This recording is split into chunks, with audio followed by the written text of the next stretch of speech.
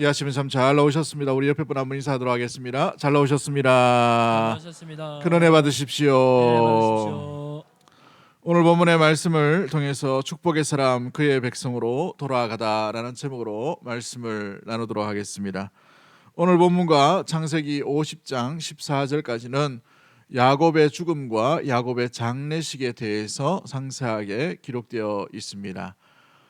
파란만장한 삶을 살고 정말 험악한 세월을 보내었던 야곱이 오늘 본문에 숨을 거두게 되지요.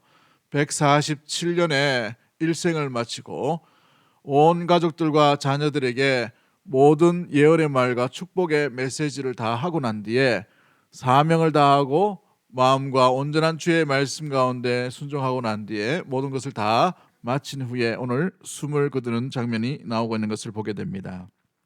이 야곱으로 말미암아서 이스라엘의 12지파의 초석이 세워지게 되게 되지요.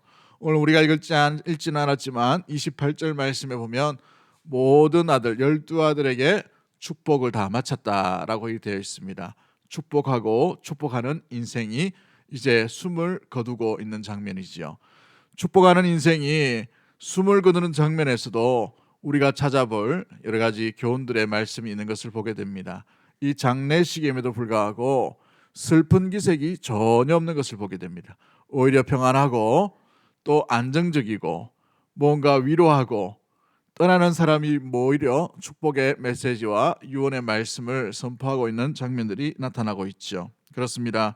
성도는 죽음 앞에서도, 죽음이라는 인류의 가장 두려움 앞에서도 소망을 붙드는 믿음의 자, 믿음의 심령, 믿음의 성도인 줄 믿습니다. 그렇기 때문에 우리가 믿음의 성도들이 이 죽음 앞에서도 흔들리지 않는 이 야곱의 놀라운 이 마지막을 교훈 삼아서 어떤 삶의 경험과 어려움 속에서도 염려하거나 두려워하지 아니하고 소망의 하나님, 약속의 하나님을 붙들고 믿음으로 나아갈 수 있는 우리 사랑하는 주의 백성들 다 되기를 주의 이름으로 간절히 축복합니다. 오늘 이 야곱이 왜 이런 죽음 앞에서도 이렇게 평안함과 소망의 약속, 소망을 바라보며 12아들을 또 유언을 남기고 난 뒤에 자신에게 부족하고 연약했던 그 모든 것들을 다 이제 돌아간다, 또 회복한다, 여러 가지의 모습들 가운데 이렇게 위로의 말을 선포하고 있습니까? 이 장례식, 이 장례의 모습들 가운데에서 우리가 찾아볼 수 있는 교훈이 무엇일까요? 무엇보다도 약속의 땅, 첫 번째로 우리가 기억해야 될 것은 이 야곱은 항상 기억할 때에 애굽의 삶을 살아가고 있지만 약속의 땅, 약속의 말씀을 결코 잊지 않았다는 사실입니다. 목적이 있는 삶을 살았다는 것이지요. 애굽의 놀라운 문명과 애굽의 놀라운 이 광경들을 봤던 사람입니다. 그러나 그의 눈에는 그게 중요한 것이 아니라 약속의 땅이 어디인가 여기에 관심을 가지고 있는 것을 보게 되죠. 총구석이고 떠나온 땅, 가나안 땅을 염두에 두고 계속해서 자녀들에게 돌아갈 것을 명령하고 있죠. 오늘 본문 우리가 읽었던 29절과 33절 말씀에는 여러 가지 반복의 말씀이 몇 번 등장합니다. 돌아가라, 돌아가야 될 곳, 이 2번 정도 반복하고, 그 다음에 장사 지낼 곳, 장사 지낸 것, 이 장사 지내다, 묻혔다라는 장면이 단어가 4번 정도 등장합니다.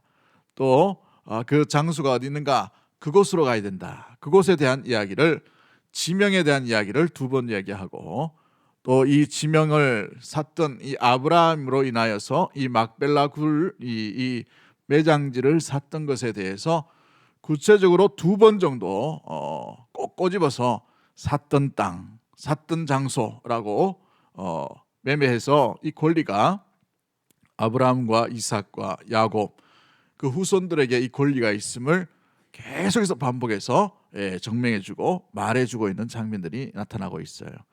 여러분, 장례식장에 이 아버지가 아들들에게 유언의 말을 남기는데 이렇게 반복적으로 구체적으로 계속해서 되짚고 이렇게 하는 이유가 뭐예요? 이 땅이 언약의 땅이라는 것을 잊지 않고 있는 야곱의 모습들이 여기에 담겨져 있습니다. 그는 죽음 앞에서도 두려워하지 않았던 이유는 하나님께서 장차 이루실 그 땅에서 나타내실 놀라운 약속을 그는 죽음 가운데서도 바라봄으로 말미암아 돌아가야 될 곳, 또 나아가야 될 곳이 어디인지를 잊지 아니하고 이 자기의 아들들에게 마지막 유언으로 그곳에서 장사 지내기를, 그곳으로 돌아가기를, 그곳으로 돌아간다라고 이렇게 설명하고 강조하고 있는 것을 보게 되지요. 그렇습니다.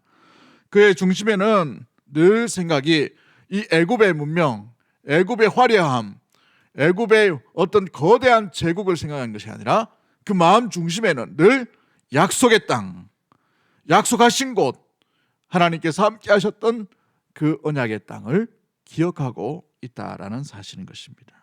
가야 할 곳을 잊지 아니하고 살아가고 있다는 것을 말해주고 있는 것이지요.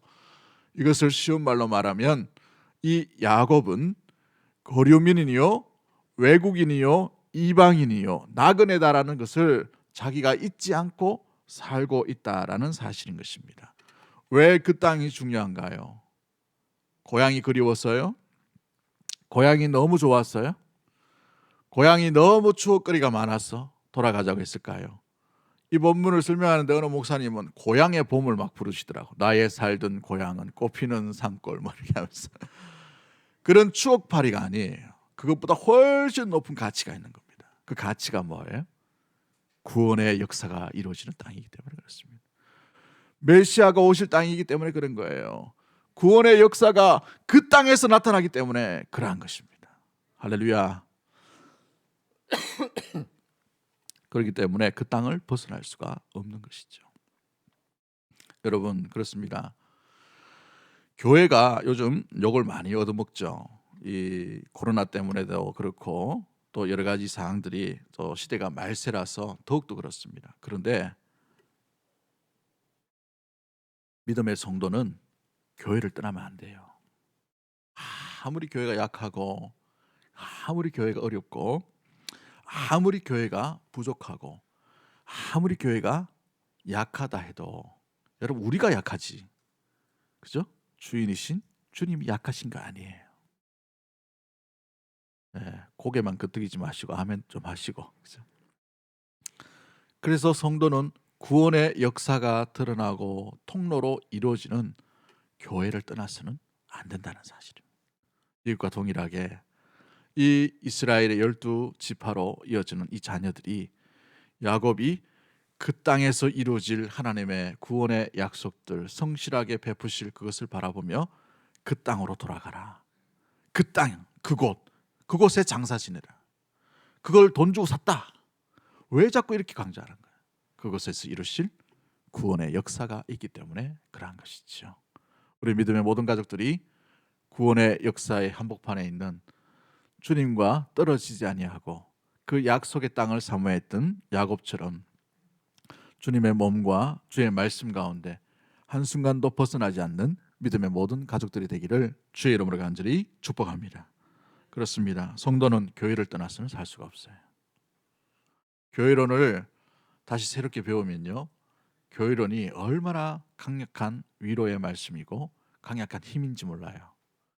교회가 우리만큼 연약해 보이고 우리만큼 손가락질 당하는 그런 존재의 모습이 아닙니다. 교회는 존귀한 그리스도의 몸이라는 사실이에요. 나중에 다시 한번 이렇게 교회에 대해서 설명을 드리고 말씀을 드리면 참 좋겠지만, 아무튼 고향이 좋아서, 고향이 살기 좋아서 편해서 그리움이 많아서 야곱이 그곳으로 돌아가자 한 것이 아닙니다. 구원의 약속, 언약이 그 땅에서 이루어짐으로 말미암아 그곳으로 돌아간다라고 이렇게 자녀들에게 고백하고 있다라는 사실인 것이죠. 애굽의 수많은 보화와 명성이 그의 눈에는 차지 않습니다. 그는 애굽의 나그네의 임을 항상 기억하고 그 정체성에 혼돈이 없었다는 사실이에요. 히브리서 11장 13절과 14절 말씀에 이 사람들은 다 믿음을 따라 죽었으며 약속을 받지 못하였으되 그것들을 멀리서 보고 환영하며 또 땅에서는 어떤 사람이라고 되어 있어요? 땅에서는 외국인과 나그네임을 정언하였으니라고 되어 있어요. 정언하였으니. 그렇습니다. 나그네 인생임을 잊지 아니하고 그곳에서 이루어질 하나님의 약속을 생각함으로 말미암아 돌아가야 된다. 이 죽음 앞에서도 담대하게 그 약속을 바라보는 그 귀한 믿음의 성도, 믿음의 심령이 바로 야곱이었다라는 사실이죠. 두 번째 우리가 기억해야 될 것이 무엇입니까? 이 돌아간다라는 의미, 이 야곱이 이 죽음 앞에서 이렇게 두려워하지 아니하고 염려하지 아니하고 걱정하지 않았던 그 이유가 뭘까요?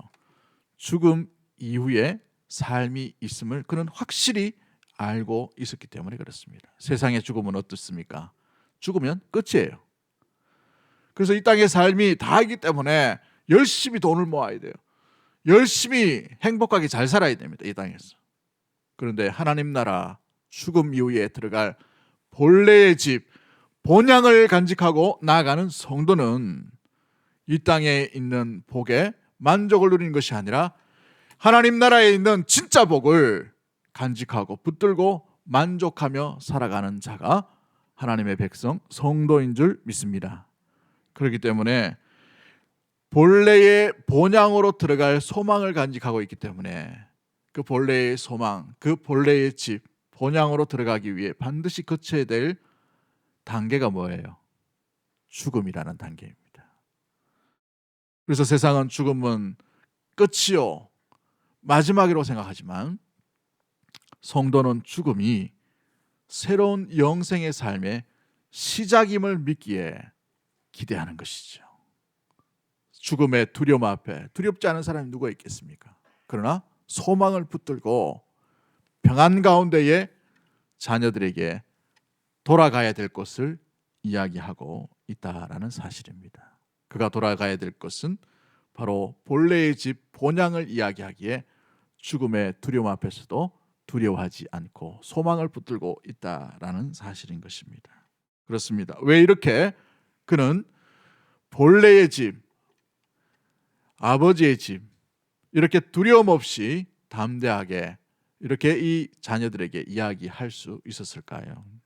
그 원인이 무엇입니까? 그가 이 땅에서 해야 될 일을 다 끝냈기 때문에 그랬어요. 28절을 보십시오. 28절 우리가 읽지 않았지만 28절 한번 읽어볼까요? 시작.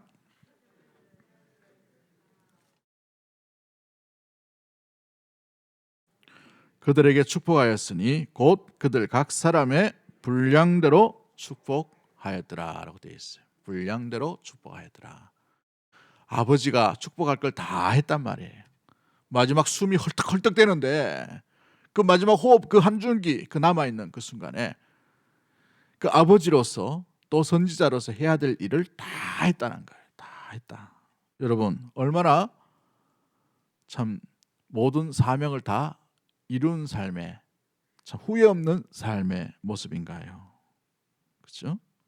그의 삶, 그의 사명을 다 이루었기 때문에 나는 본향으로, 나는 본래의 집으로 돌아간다라고 이렇게 이야기할 수 있다라는 사실입니다.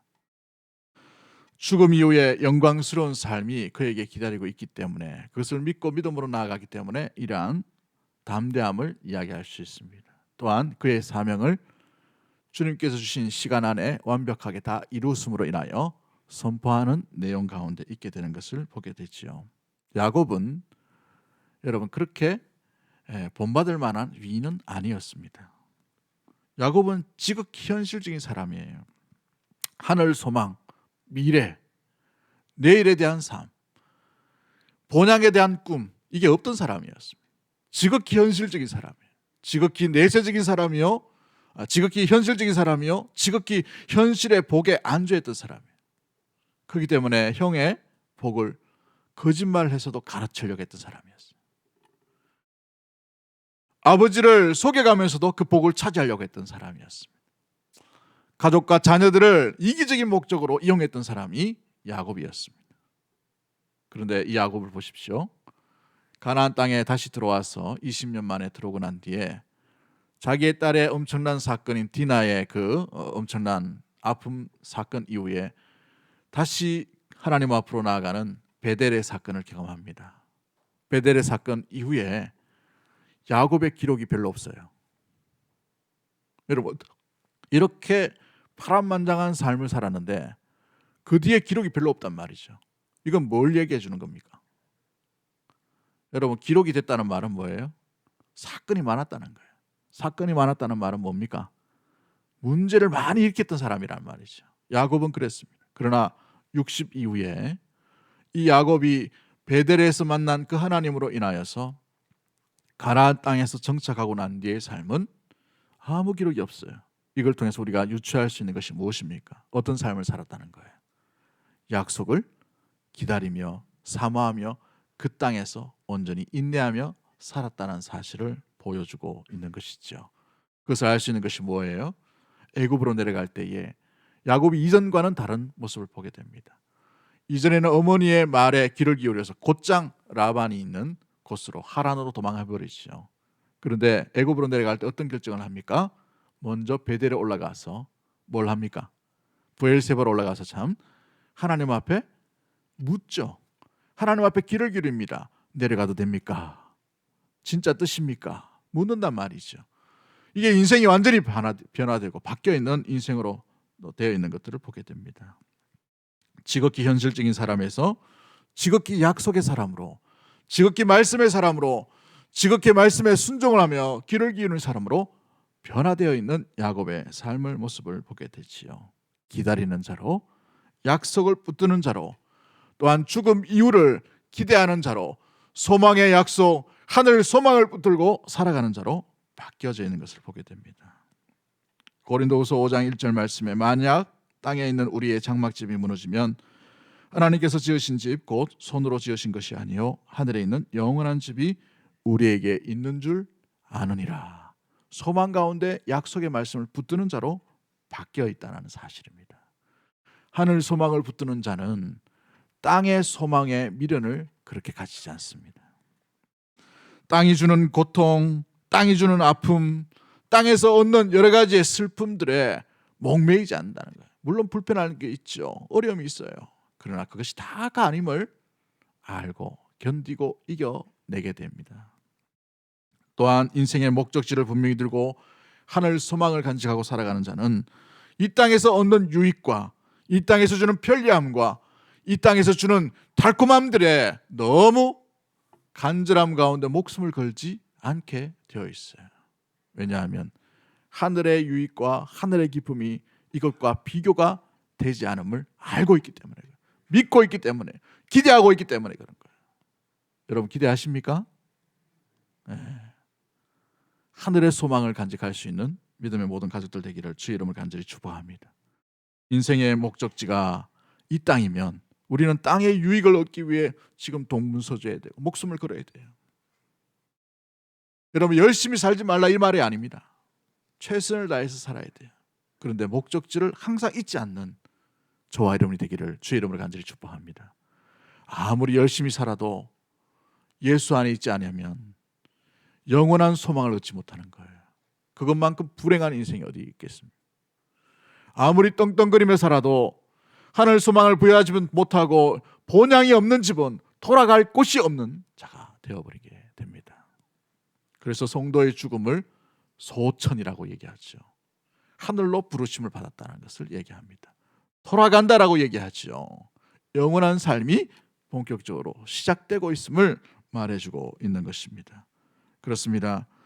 인생의 목적지를 땅에 소망을 두지 말고 하늘의 소망을 간직하고 나아갈 수 있는 믿음의 모든 가족들 되기를 주의 이름을 간절히 축복합니다. 하늘 소망을 간직한 자는 흔들리지 않게 되어 있어요. 비틀거리지만 흔들릴 수가 없게 되어 있습니다. 우리 주 예수 그리스도께서 어떤 삶을 이 땅 가운데 오셔서 사셨습니까? 우리 주님은 이 땅 가운데 많은 화려함들을 경험하셨던 분입니다. 변화산상에 보십시오. 예수님께서 변하실 때에 너무나도 영광스럽고 너무나도 두려워서 제자였던 베드로가 어떻게 하죠? 벌벌 떨면서 두려워서 여기가 좋사오니 주를 위하여 나를 위하여 우리를 위하여 초막 셋을 짓고 여기에 사십시다 라고 얘기합니다. 무슨 말인지 몰라요. 행설수설하는 거예요. 너무나도 주께서 변화된 모습에 두렵고 너무 좋아서 제자가 그냥 납작 엎드려 버리죠. 그죠? 보통 사람 같으면 그렇게 할 겁니다, 아마. 그런데 우리 예수님께서 어떻게 하셔요? 내려가자라고 얘기하셔요. 변화산상에 머물지 않으십니다. 예루살렘 인근에 있는 이 나사로의 집에 들어가셔서 죽은 지 사흘 만에 된 이 나사로, 슬픔이 변모했던 이 가정에 예수님께서 찾아오십니다. 슬픔으로 변해있는 이 가정 가운데에 그 누이들이 얼마나 울고 있습니까? 조금만 빨리 오시지 원망을 합니다. 그런데 예수님께서 뭐라고 말씀하셔요? 나사로야 나오라 라고 말씀하셔요. 그럴 때에 이 천으로 둘둘 말았던 냄새나는 이 나사로가 무덤에서 걸어오는 것을 보게 되죠. 얼마나 큰 기쁨의 도가니였겠습니까? 죽은 자가 살아났다. 이것은 오늘날에도 해외 토픽감이에요.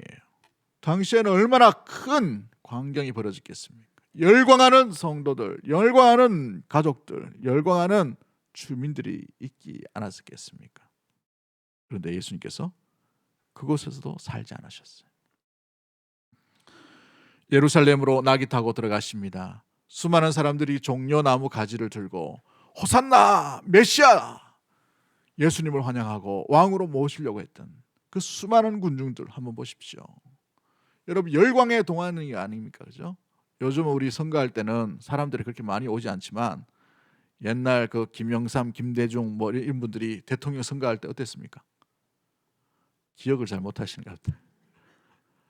동원되기도 하고 막 가기도 하고 해가지고 어떻게 해요? 보니까 진짜 사람 구경하려면 그거 가야 되겠더라고. 수만 명, 수십만 명 이렇게 여의도 광장이나 아니면 광장이 다 모여요. 그걸 한번 상상해 보십시오. 예수님께서 나귀 타고 가시는데 많은 무리들이 와서 왕으로 모시려고 해요. 그 군중 속에. 근데 예수님께서 거기 머무셨습니까? 아니에요. 그곳을 지나시죠. 어디로 가십니까? 갈보리, 골고다 언덕으로 올라가셔서 십자가를 짊어지시는 자리로 나아가시는 것을 보게 되지요. 왜 그 십자가 그 죽음에서도 멈추지 아니하시고 두려워하지 않게 됩니까? 왜 그런가요? 죽으심 뒤에 아버지께서 주실 부활의 영광을 알고 있었기 때문에 그런 것입니다. 다시 사심을 알고 약속을 믿고 믿음으로 나갔기 때문에 그러한 것이지요. 온 인류를 구원하기 위한 아버지의 뜻을 알기에 그 뜻대로 그 뜻을 간직하고 그 기대를 가지고 십자가의 자리로 온전히 나아가신 분이 우리가 믿는 예수 그리스도이신 것입니다. 또한 부활하셔서 부활의 첫 증인으로 말미암아 사망과 고통과 죽음에 얽매여 있는 많은 사람들이 주 예수 그리스도 안에서 새로운 생명이 어떤 것인지를 온전히 보여주시기 위해 그 놀라운 영광의 몸체로 다시 사셨습니다. 그걸 알고 있기 때문에 그러한 것이죠. 아버지의 나라의 소망이 무엇인지를 아시기에 십자가의 고통도 참으시고 변화산상에도 머물지 아니하시고 사람들이 왕으로 모시려고 하는 그 자리도 외면하시는 분이 바로 예수 그리스도께서 걸어가신 길이라는 사실인 것입니다. 그렇습니다. 인생의 목적지를 분명히 하는 사람은 이 땅에 주는 슬픔과 고통과 눈물, 이 땅에 주는 유익과 달콤함과 여러 가지 삶의 편리함도 우리 자신을, 믿음의 성도를, 목적지가 분명한 사람을 얽매일 수가 없다는 사실인 것이지요. 이 말씀이 우리에게 주는 교훈이 무엇일까요? 사랑하는 성도 여러분, 우리 역시도 이 땅 가운데 나그네로 살아가야 됩니다. 우리도 이 땅 가운데 이방인으로 살아가야 되는 거예요. 대한민국 국적을 살지만 우리 역시도 외국인으로 이 땅 가운데 살아가야 되는 것입니다. 고향이 있는 실향민으로 살아가는 겁니다. 그런데 어떻게 가요? 죽어야 갈 수 있죠. 죽음이라는 것을 관문을 통과해야 됩니다. 이 죽음의 가장 공포와 두려움을 통과해야만 우리가 들어갈 수 있는 곳입니다. 그런데 중요한 것은 오늘 본문에 있는 이 야곱을 보십시오. 12 아들에게 다 축복을 하고 숨이 헐떡이며 147세가 된 이 노령의 야곱도 자기 일을 다 마치고 나는 돌아간다. 나는 돌아간다라고 고백하고 있다는 사실입니다. 그렇다면 이 땅 가운데 우리는 하루하루 살아가는데 천국과 본향과 가까워지는 삶을 계속해서 살아가고 있어요. 본향으로 들어갈, 본향으로 나아갈 준비를 하고 있으십니까? 준비하고 우리는 하루를 준비하고 내일을 맞이하고 있나요? 우리 자신을 한번 면밀히 돌아보기를 원합니다. 돌아갈 준비가 마쳐야만 그 본향으로 들어갈 수가 있게 되는 것이죠. 이 땅에 남겨진 삶 속에서 주의 말씀, 주의 뜻을 이루는 삶을 온전히 다 이루어야만 그 본향으로 나아갈 수 있다라는 사실입니다. 어려운 말인가요? 쉬운 말로 말하면 우리 가운데 아직 하나님의 뜻과 충돌하고 있는 그 모든 부분들이 해결되지 아니하고 놓아지지 아니하고 풀려지지 아니하고 무엇보다도 그 일들 가운데에 해결되지 않는 그 부분이 있다면 우리는 아직 준비되지 못한 가운데 있게 되는 것을 보게 됩니다. 사랑해야 되는데 사랑하지 못한 남아있는 그 연약함들이 있다면 여러분, 우리가 본향 들어가는 준비 가운데 있어서 사랑의 마음을 충분하게 이 야곱처럼 모든 것을 다 할 수 있는 온전한 사랑으로 사랑을 베풀 수 있는, 사랑할 수 있는 믿음의 성도로 나아가야 될 줄 믿습니다. 우리가 남을 축복하고 이웃을 축복하는 일에 대해서 인색하거나 우리의 마음이 굳어 있다면 우리는 이 축복의 메신저로서 이웃과 세상을 향해 그리스도의 복음과 그리스도의 말씀으로 인하여 충분하게 축복하는 자로 축복의 삶을 남김없이 축복의 삶을 전해 주어야 됩니다. 이것이 우리가 후대와 믿음의 성도와 이웃들에게 남겨야 될 아름다운 모습인 것이죠. 아직 용서하지 못한 그 마음의 쓴뿌리와 얼매임이 있다면 우리가 주의 부르심의 본향에 들어갈 그 순간까지 우리는 이 용서의 마음을 굳어진 마음이 아니라 묶여있는 마음이 아니라 풀고서 해결하고서 용서를 선포하고서 모든 것을 아낌없이 주고서 그것을 본향으로 들어가야 될 모습이 여기 있는 것이지. 아직 우리 가운데 죄가 남아있다면 죄의 깊은 그 쓴뿌리를 해결하지 않고는 주의 나라로 들어갈 수가 없게 되어 있어요. 그래서 군대는 군종 장교가 군종 목사님들이 전쟁터에서는 꼭 숨이 헐떡헐떡 넘어가고 있는 병사들 앞에서 반드시 해야 될 게 죄의 고백입니다. 그리스도께서 오늘 당신의 죄를 용서해 주시기를 원하십니까? 마지막 숨이, 제가 군종병이라서 그 교육을 받았는데요, 마지막 순간에 죽음 앞에 그걸 선포해야 돼요. 우리의 죄, 우리의 연약함, 우리의 굳어짐, 우리가 다쳐버렸던, 풀지 않았던 것, 놓치지 않았던, 해결하지 않으려고 했던 그 욕망과 욕심과 좌절과 용서하지 못했던 그 엉어리들을 다 풀고 거룩한 마음과 정결한 마음으로 본향으로 갈 준비를 해야 한다는 사실입니다.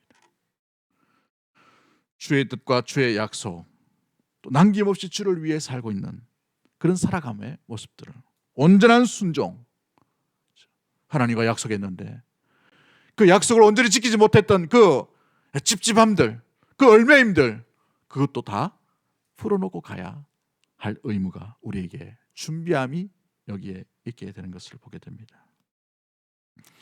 어떤 이는 나라를 일으키거나 인류의 역사의 방향을 바꾸는 큰 일을 하는 사람도 있겠죠. 그런데 대부분은 그렇지 못합니다. 그런 일을 하지 않는다 하더라도 저마다 무언가는 아낌없이, 그러나 우리의 삶이 온전히 준비된 모습을 무엇을 보여주고 무엇을 남기고 무엇을 보여주며 살아가고 있는가, 이것은 굉장히 중요한 것이죠. 어떤 사람은 훌륭한 생애를 남겨두고 떠나가는 사람도 있을 것입니다. 보여주고 떠나가는 사람도 있을 것입니다. 어떤 부모는 자녀들에게 정말 훌륭한 인격과 정말 훌륭한 마음을 남겨주고 보여주고 떠나는 사람도 있을 것입니다. 이게 준비된 마음이죠. 또 어떤 일은 자기 평생에 세워놨던 여러 가지 걸작품들을 남겨두고 사는 사람도 있을 것입니다. 신실한 자녀를 남겨두고 가는 사람도 있겠죠. 여러분은 무엇을 남겨두고 무엇을 준비한 상태로 본래의 집, 아버지의 집으로 돌아가시려고 합니까? 오늘 설교가 좀 무겁다고요? 시간이 많다고요? 아직 집에 가려면 멀었는데요. 이런 분들 혹시 있으십니까? 착각하지 마십시오. 우리의 시간이 우리 게 아닙니다. 우리의 생명이 내 게 아니에요. 오늘 당장 부르면 가야 될 것이 인생이 연약함에 우리의 삶의 모습인 것이죠. 1993년도에 23살 때에 여름에 집회를 갔다가 교회 후배로부터 전화를 받았어요. 한 살 후배가 죽었다는 거예요. 어제까지 실컷 놀고 같이 이렇게 청년이었고 대학생이었는데 4대 독자입니다. 혼자 예수 믿는 알바하다가 감전사로 누워있는 거예요. 병원으로 달려갔습니다. 흰 천에 덮여 있는데 자는 것 같아요. 일어나라고 얼굴도 만져보고 손도 만져보고 했는데 편하게 자는 거예요. 삶이 뭘까? 22살밖에 살지 않았는데 이 인생의 가치가 뭘까? 이 의미가 뭘까? 심각하게 고민하게 되었어요. 여러분, 우리의 남은 인생이 우리 것이 아님을 우리는 기억해야 됩니다. 인생은 각자 남은 시간이 다 다르기 때문에 그런 것이죠. 어떤 사람은 80으로 끝날 수가 있습니다. 어떤 인생은 90살로 끝내는 사람이 있을 거예요. 어떤 사람은 5살에 끝나는 인생도 있을 것입니다. 어떤 인생은 22살에 끝나는 인생이 있을 것입니다. 어떤 인생은 147세의 인생으로 끝나는 인생이 있을 것입니다. 저와 여러분 아무도 몰라요. 다 다르기 때문에 그런 것이죠. 우리의 남은 시간이 준비해야 될 시간이 얼마인지 아무도 모르기에 우리는 오늘을 준비해야 되며 오늘 실향민이 아닌 실향민으로서의 삶, 그 삶 가운데 본향으로 나아갈 준비를 맞춰두고 내일을 맞이해야 한다는 사실입니다. 그러기에 오늘 우리 이 오늘을 살아가는 이 마지막 순간을 살아가는 저와 여러분이 무엇을 준비하고 살아가는 모습들로 나가고 있나요? 이걸 고민했던 한 청년이 시를 썼습니다. 찰스 토마스 스터드라는 이 사람이 시를 썼는데 이 시 제목이 이렇게 해요. 오직 한 번뿐인 인생. 시가 굉장히 긴데 그 시 중에 제가 몇 구절을 읽어드리도록 하겠습니다. 어느 날 2줄짜리 격언을 나는 들었네. 종종 걸음치며 삶의 길을 걸어가던 날 내 가슴에 확신을 심어준 그 말, 영영 내 마음을 떠나지 않네. 오직 한 번뿐인 인생 속히 지나가리라.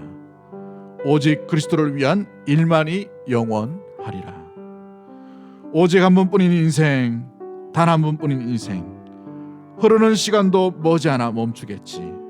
이내 주님 만날 그날이 오고 나는 심판의 보좌 앞에 서겠지. 오직 한 번뿐인 인생 속히 지나가리라. 오직 그리스도를 위한 일만이 영원하리라. 오직 한 번뿐인 인생 세미한 음성은 속삭이네. 더 나은 선택을 하라. 이기적인 목표를 내려놓고 하나님의 뜻만을 붙잡아라. 오직 한 번뿐인 인생 속히 지나가리라. 오직 그리스도를 위한 일만이 영원하리라. 우리는 우리에게 있어서 오늘의 삶이 어떤 의미로 여겨집니까? 오늘은 내일로 나아가는 준비의 과정이요, 준비의 시간입니다. 본향으로 나아가는 귀한 사다리와 같은 놀라운 발걸음인 것이지요. 우리가 내일로 나갈 때에 어떤 준비를 맞춰놓고 내일로 떠나려고 하시나요? 우리의 내면 가운데 아직 엉그리져 보였던 아픔과 상처, 고민들, 걱정들을 다 내려놓고 주님의 약속의 말씀을 붙들며 본향으로 들어갈 준비가 된 거룩한 존재로 사명을 다한 모습으로 나 이제 돌아가리라. 나 돌아갑니다. 나 돌아갈 거야. 이 고백이 담대한 사명을 마친 믿음의 성도의 고백으로 나아갈 수 있게 되기를 주의 이름으로 간절히 축복합니다. 약속의 소망 위에 살아가는 믿음의 모든 가족들이 되기를 주의 이름으로 간절히 축복합니다. 우리 찬양 하나 합니다. 우리 이 땅에 몸으로 태어나 우리 이 땅에 몸으로 태어나 무슨 일 하다가 무엇을 남기랴. 우리의 인생을 누가 대신 살아주나. 너와 내가 남남으로 주 앞에 설 때에 우리 무엇으로 주님께 드리랴. 혹은 긴 인생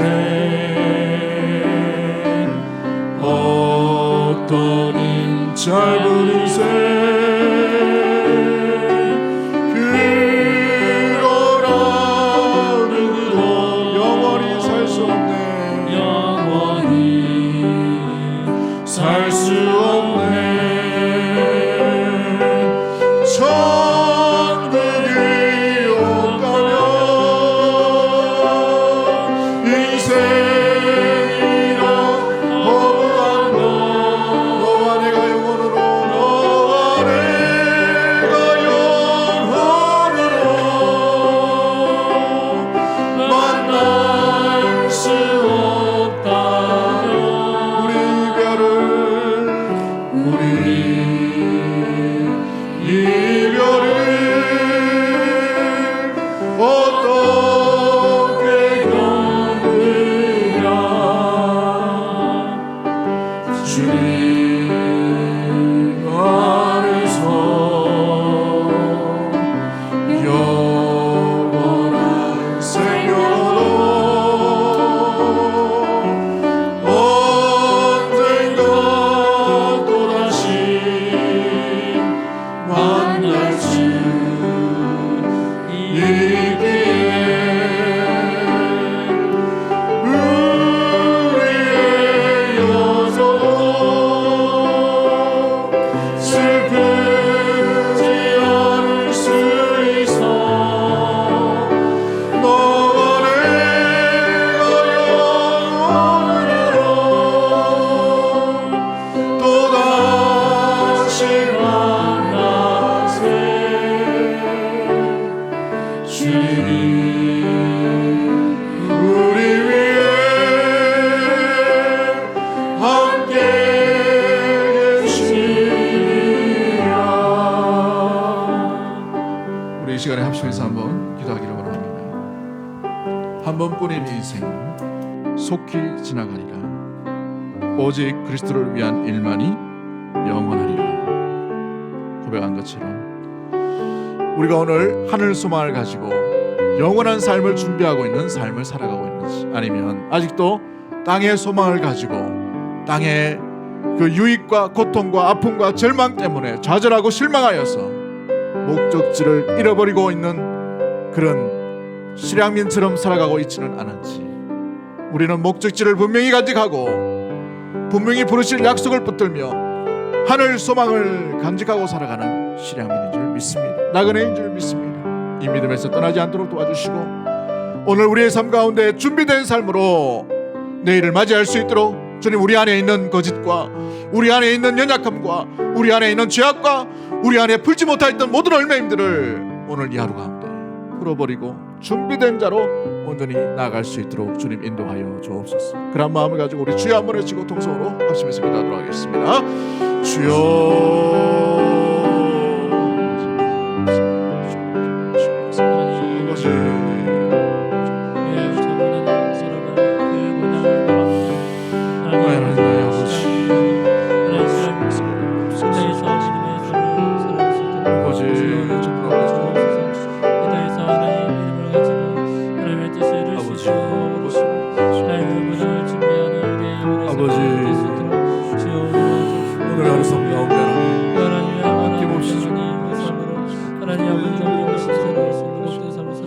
주님을 바라보 하늘 수mar같이 올라가시고 하나님 아버지